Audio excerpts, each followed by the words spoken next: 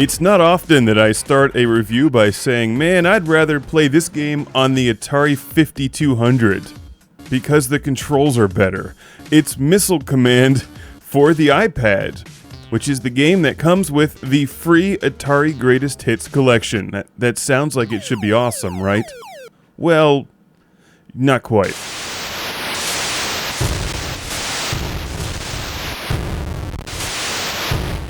I loves commanding me some missiles, but only when using a Trak-ball, or at least the Atari 2600 controller, which worked surprisingly well for that version of the game. Better than this. Touchscreen controls are awful for recreating a Trak-ball because you're constantly moving your finger around the screen and it just starts to stick after a while, which makes the game suck, even though it's an awesome game. And that's the problem with the Atari Greatest Hits collection for iPad. Wonderful games that are best played on the Atari.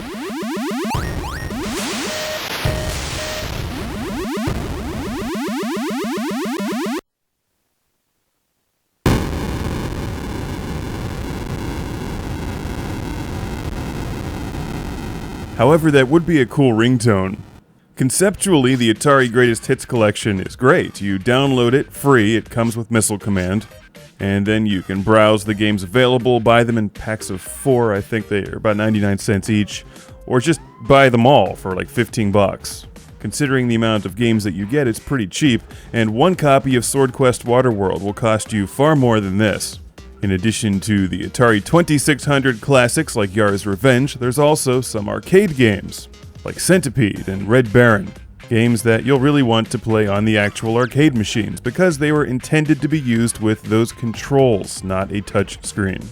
Like the version of Ms. Pac-Man for iPad that I recently reviewed, they give you a couple different options when playing the game. You can use the trackball as if it were a trackball, which doesn't really work like a trackball because it's not a trackball.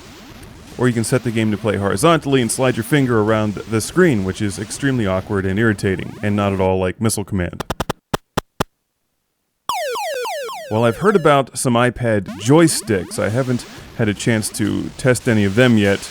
I am not aware of any iPad trackballs. So, somebody out there, some engineer, computer scientist, bored teenager, find a way to make an Atari 5200 trackball work with the iPad.